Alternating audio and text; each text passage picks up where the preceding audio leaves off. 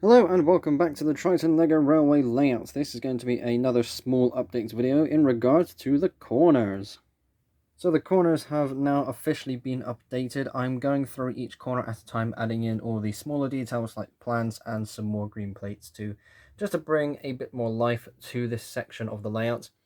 And one of them is going to be featuring a small sort of branch line of sorts off to the narrow gauge section of the layout. I am still working on that. That bit is under construction still. So whilst that's going to be the next section to kind of focus on, that's not going to come out for a while.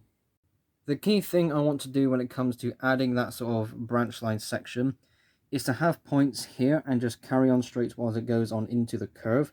And that continued straight section will of course be the branch line which goes to the narrow gauge section. So that is still kind of in the planning stages. Nothing is decided with that. I'm going to be playing with narrow gauge again after this bit is done. But yeah, it's actually quite exciting to kind of play with some more pieces. So the outside line now has R72 curves and the inside line now has R56 curves. This is very exciting because this means I can run my trains at faster speeds and there will be much less friction between the wheels. It is much less likely for the trains to derail. And running them at a higher speed is now much more viable. Now, as you can see here, there is also a line of standard R40s. This is the normal track that LEGO themselves make.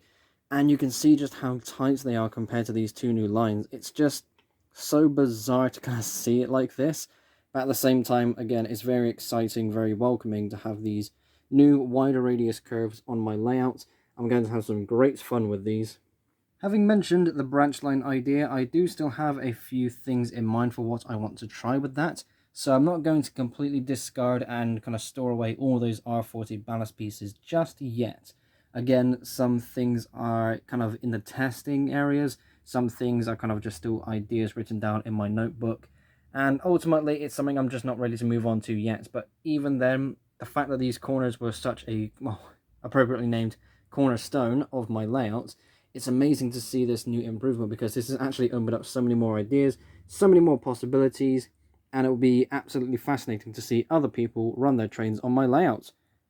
So there we go, that is it for this video. Thank you all ever so much for watching. This is the second video for my Triton LEGO Railway Layouts version 2.0. There are still so many things to get on with, and it is going to be not a lengthy journey, I would say, because most of it's built up already. It's just going to be a matter of modifying it. It's not so much a case of completely rebuilding it.